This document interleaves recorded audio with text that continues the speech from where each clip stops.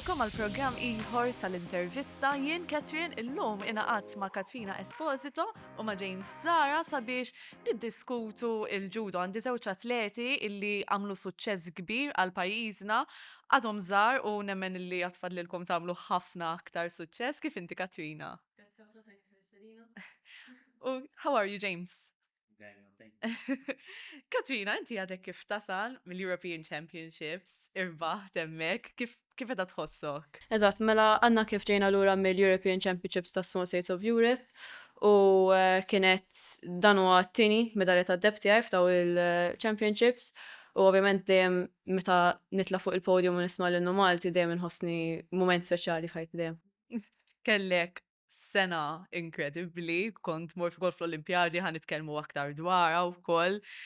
Iżda l-ewwel ħanibda nitkellem ftit bil-karriera tagħkom u it-training illi għamiltu. James, I wanted to start and talk a bit about your experience because you mainly lived in Australia. How was it growing up there and training over there too? Yeah, so until 2020, 2021, I lived and trained there, yeah. So, yeah, I did a bunch of local competitions for a long time, just very casually, slowly started to do all right, and then ended up on a bunch of different teams as a cadet and junior, so under 18 and under 21s, and did a bunch of competitions and training camps around Australia and Asia as the background before coming to Malta. U intu wkoll kont itrejnjajt fl-Asja kont mort il-Ġappun u x'hekk. Ija, mela kont mort il-Ġappun darbtej fil-karriera tiegħi għal perjodi żgħar, iżda mhux fortunatament ħafna mhux biex trejnajt il-Ġappun, trejnajt ħafna pajjiżi diversi u naħseb li nista' ngħid l-akbar ħaġa sabiħa tas-sport tagħna tal-judo hija li meta aħna l-atleti mmorru għat-training camps bil-fors iridu nittrenjaw man nies ta' pajjiżi oħrajn. Allura dejjem inkunu nistgħu nesperjenzaw il-kultura differenti ta' kull pajjiż u s-stil divers ta' kull atleta. Allura naħseb hemm iktar sens ta' komunità meta tmur għal dawn il-postijiet u naħseb dak l-ġisbaħ parti tagħhom. Kien hemm xi wieħed mill-pajjiżi li laqtek l-aktar? Ġappun. Ovvjament il-judo beda fil-Ġappun, allura meta tmur isek tidħol fil-Kodokan li huwa il-birthplace bażikament tal-judo, dejjem tħoss dik il-preżenza tan-nies kollha li ġew qablek li talmu l-judo ġo dik il-post u tħoss l-atmosfera hemmhekk ħaġa sabiħa ħafna. U imbagħad hemm ukoll xtaq nistaqsikom daqsxejn fuq il-kompetizzjonijiet illi intom ħadtu sehem fihom. Inti rappreżentajt il-pajjiżna fil-Commonwealth Games. Kif inhija l-atmosfera meta inti tmur barra minn Malta, forsi anke meta kienet l-ewwel darba tiegħek meta kont qed kif tibda tikkompeti u qed tirrappreżenta l-pajjiżek. Kif tħossok? Mela, fil-verità milux ħafna li nikkompeti barra minn pajjiż. L-ewwel kompetizzjoni li kont mort li kienet kompetizzjoni żgħira ħafna kienet 2019 l-ewwel waħda. U ovvjament meta mort għal daw il-lob li kienu Birmingham f'2022 kienet esperjenza tajba ħafna għax spiċċajt bil-medalja rbaħt. Iżda kienet naqa' intimidating ukoll għax aħna ħafna drabi meta nivvjaġġaw tim żgħar ħafna. Allura sfortunatament ikun hemm ħafna pajjiżi oħrajn li jkunu tim kbar u allura tħossu fl-atmosfera fil-supporters li hemm fi-stands dejjem jgħidu ħafna drabi kontra tiegħek. Allura dejjem tħoss dik inqa' ta' intimidation minn dak l-aspett. Imma ovvjament ma nista' ngħid xejn ħażin fuq dak l-esperjenza għax kienet l-ewwel darba, l-ewwel medalja, l-ewwel riżultat tiegħi li vera ħassejta u peress li hu wieħed minn tmien medalja l-Malta f'daw il-lob tħossu iktar. Allura għandu post ġew qalbi li xejn qatt ma jirreplaceah. And James, so even though you haven't lived in Malta for that long, you still represent Malta. How do you feel when you go abroad and you represent your country and you get to experience that atmosphere too? As Katrina said, sometimes you feel a bit of intimidation because Malta's a smaller country, so automatically we have less people over there. How do you feel? Yeah, it's a real privilege to be able to go out and represent Malta, and I enjoy it. And while yes, it's a small country, but I think especially in judo, anything can happen, and so also being a individual sport on the day of takes a lot of team to get there, and that culture and coming together with the support, especially with GSSE being in Malta last year, that was really special. And just having the crowd behind you as well, it was a different experience there. But going out overseas, being the underdog, I think is a story everyone can get behind and enjoy being part of. And with the GSSC, I think what's really nice about it is that you guys also had other athletes who were Maltese and representing our country in different sports. So how was the community over there? How did you feel? Yeah, it was really cool just to see everyone come together. There were a few things we did together, but also staying in our own hotel, and it was just Team Malta everywhere, and seeing all the different people and coming together for that. That was quite, I don't know, enjoyable experience as well. Inti kif kont ħassejtek Katrina fil-lob tal-pajjiż iż-żgħar u kont f'pajjiżek u kellek riżultati tajbin ukoll f'pajjiżek stess? Eżatt, le mela, ovvjament għadni kif għadt li l-Commonwealth għandhom post speċjali f'qalbi. Il-logħob tal-pajjiż iż-żgħar li ħadu sem Malta għandu post ieħor viċin għal qalbi għax dak kien esperjenza kompletament differenti.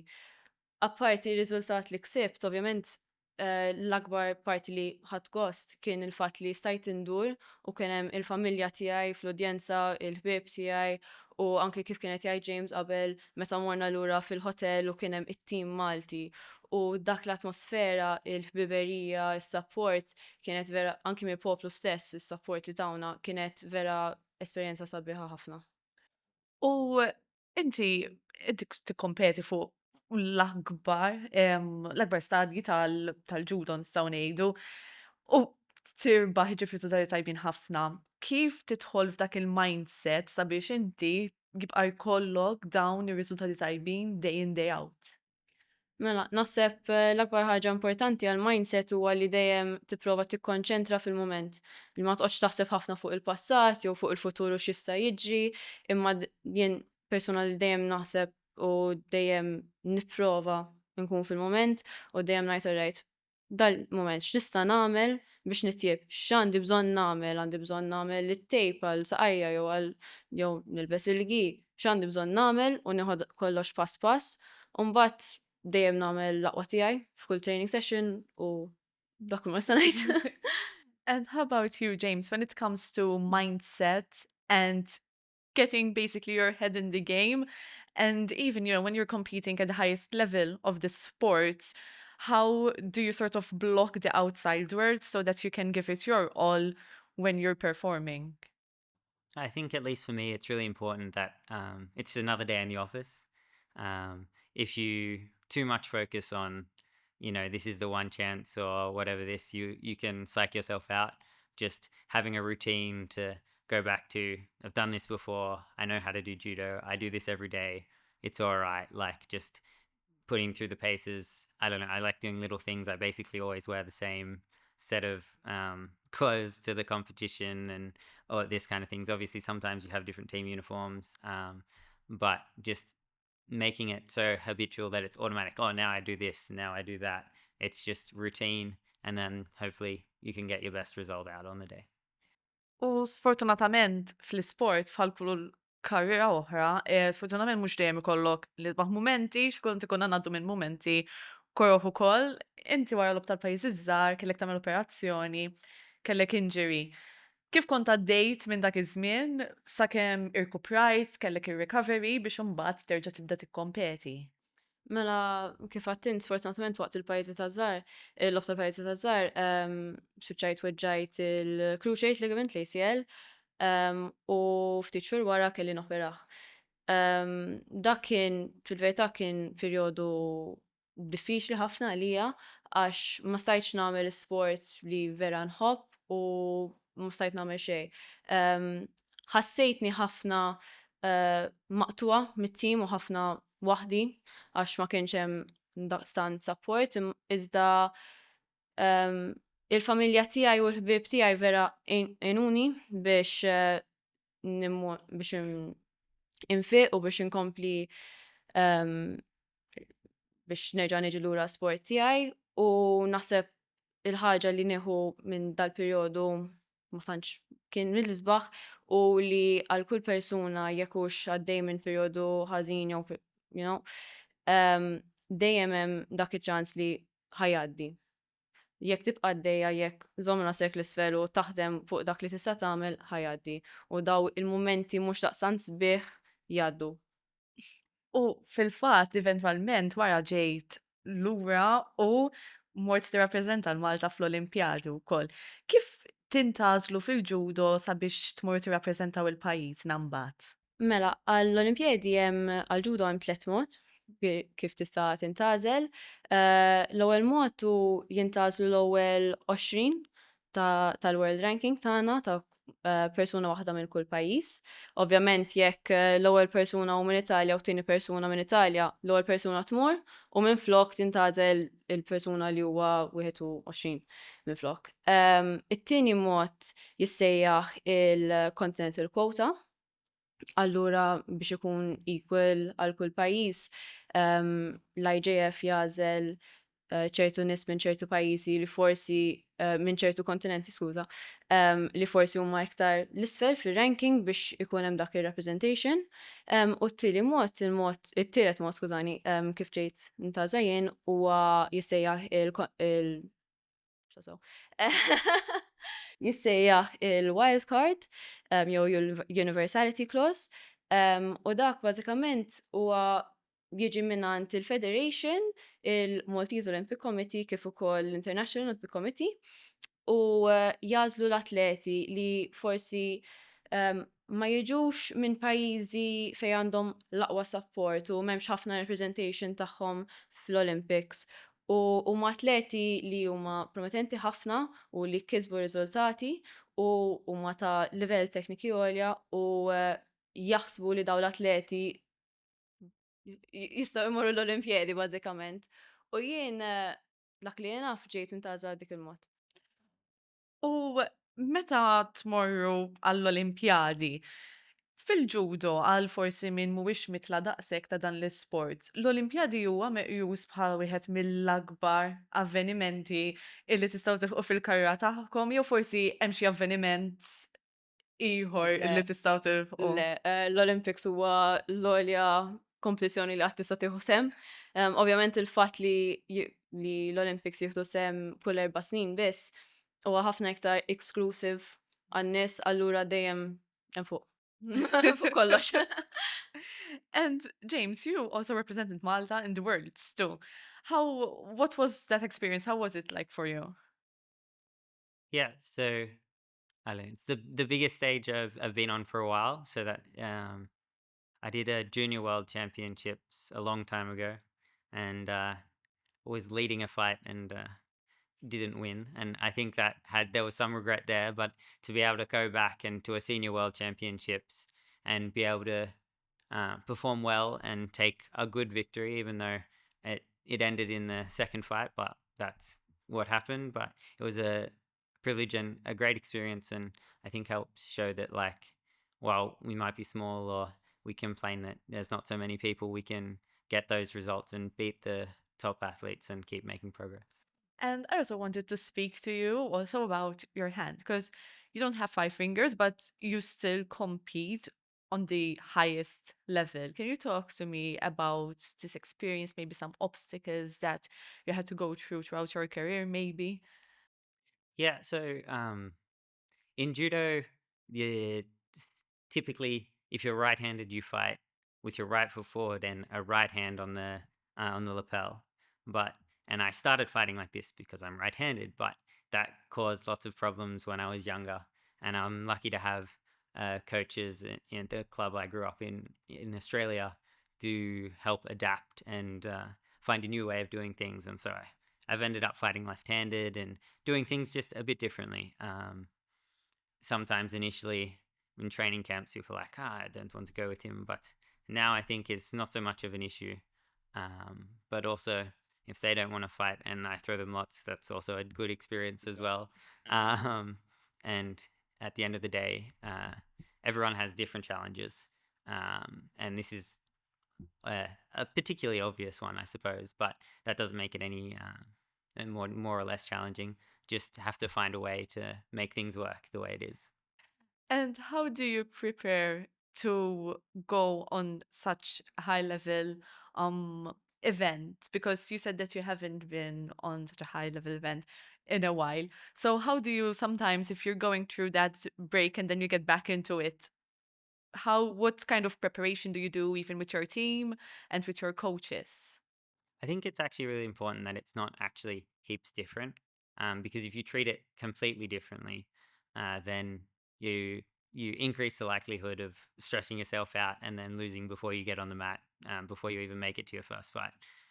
But also taking the opportunity to being able to be in Europe and training with all of these people makes it more normal. And so while it was a bigger stage and like only one division of each gender every day, so like, much more focused, really it's the same people that you see. Okay, now you're fighting them in the first round instead of the third round, but it's the same athletes. It's just you've got to kick into gear a little bit earlier on. And how do you handle the jet lag? Because sometimes you're traveling from Australia to Europe, for example, so that can be a bit difficult.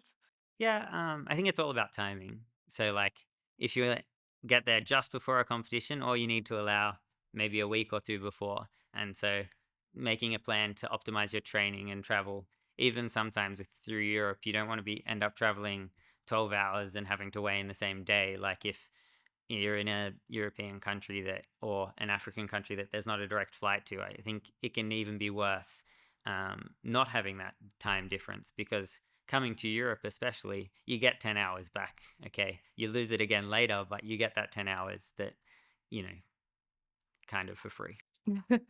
And speaking about traveling, nixtieq illi nitkellmu daqsxejn fuq meta inti kont sejra Pariġi. Nibdew bil-preparamenti. Kif kont qed tħossok qabel ma mort u x'kien għaddej minn moħħok dak iż-żmien? Fil-verità ma tantx kienu ħafna ħsieb diversi minn kompetizzjonijiet oħrajn. Kif kienet jgħid James, l-istess nieħu l-istess jien, li mmur għall-kompetizzjoni u dejjem l-istess nies. Naħseb li kont ilħaqt livell fej dejjem nara l-istess nies għall-kompetizzjoni, skużani. Ma tantx kien hemm nies ġodda, kont qed inħossni preparata ħafna għall-logħob, allura kont naħseb kalma biżejjed. Forsi il-coach jgħidlek mod differenti, imma kont qed inħossni kalma biżejjed u preparajt. So l-Olimpjadi ma kinux millum għal għada, kienu ħafna xogħol u ħafna snin ta' xogħol warajhom, allura kont komda, kont lesta. U tista' tkellimni daqsxejn dwar anke l-atmosfera għax nasumi fl-Olimpjadi jkollkom il-villaġġ ukoll tiltaqgħu ma' atleti ta' pajjiżi oħra li jippratikaw ukoll sport differenti u kont ukoll ma' tim Malta. Kif kienet din l-esperjenza magħhom? Kienet esperjenza sabiħa ħafna.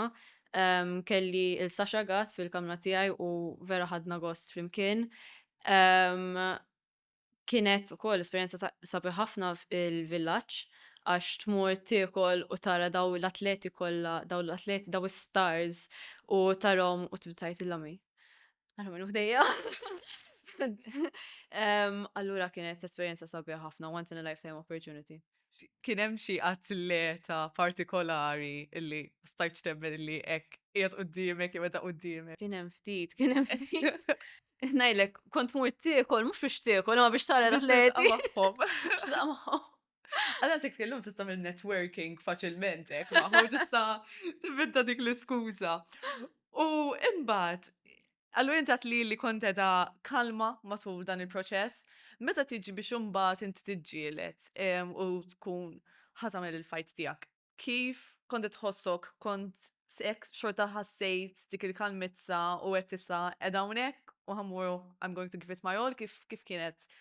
Le, xorta kont qed inħossni kalma, anke jekk sfortunatament il-draw tiegħi ġiet l-ewwel logħba mal-World Champion. Em, Xorta kont kalma, xorta kont konfidenta, kont naf li kont għamilt il-preparazzjoni kollha li stajt nagħmel qabel, kont naf li kont lesta għal dik il-ġlieta, allura kelli l-konfidenza. U imbagħad fil-ċerimonja tal-għeluq inti kont il-flag bearer ta' Malta u kien ukoll il-birthday tiegħek. Kif kont ħassejtek dakinhar? Le, kienet moment speċjali ħafna, ovvjament. Il-fatt li stajt enjoy il-bandiera tagħna ta' pajjiż żgħir daqs kemm hu. U għad-dinja kollha biex tarana, like, vera ħassejtni gburija u kelli ħafna kien hemm ħafna emozjonijiet. Kien hemm ħafna emozjonijiet. U vera ħassejt dak il-support u l-unità ta' pajjiż tagħna f'mument. And I also wanted to ask you guys about how you manage to be literally at the top of your game, because you guys are some of the best talents that Malta has to offer. But you also have personal lives. You have your studies, you have your family, your friends. How do you manage to keep up with it all? Sometimes poorly, but it's really important to have a plan, I guess, is the simplest way of putting it, and focusing all your time well. So when you're doing training, or when you're spending time away from that, you are spending time away from that, and not having them mix helps balance things out, and just, I don't know, be careful not to waste time, but also important to still rest, because if you don't rest, then all of your time will be wasted when you're sick or cannot continue doing things. U inti Katryna. Eżatt kif għal James, dejjem trid tsib dak il-bilanċ u t-time management biex taħdem il-ħin tiegħek u tużah f'mod utli ħafna. U issa ħanistaqsikom l-aħħar mistoqsija for the last question. If you guys had to have a time machine and you can go either in the past or in the future, and you either had to compete in a competition or maybe fight against someone who you really admire, where would you go? I don't know, it's difficult. Almost, I think it would be interesting to fight, I don't know, maybe even 30 years ago with a completely different rule set and gis that were skin tight and short here, not down to the wrist, and just to see how that would go. And like, not a way to win a fight. You'd fight for 5 minutes no matter what. And it was just, you got a point, you got a point, you got a point. I think that would be interesting. I don't know that I'd be too good at it, because it's almost a different sport at that point. But I think I could be fun. Jiena fil-verità probablement nixtieq nerġa' mmur Pariġi, l-Olimpjadi nerġa', għax vera ħassejt li stajt nirbaħ dik il-logħba u għadni naħseb fuqha, jiġifieri nerġa' mmur hemm. Ifhem, issa daqtanna LA 2028. Eżatt, jiġifieri forsi nerġa' nipprova. Eżatti, ġifieri bil-mod, bil-track record li għandek, jena nemmen li. Nisperaw. Grazzi ħafna tal-li jena għattu miegħi. Thanks so much for coming over today. Aħna nerġaw inkunu magħkom nhar it-tlieta fit-8 sa dan it-tant inselmilkom. Dan il-programm huwa miġġub lilkom minn Hair Looks by Naomi, Marija Mikallef Fashion Stylist, LCY Kiki,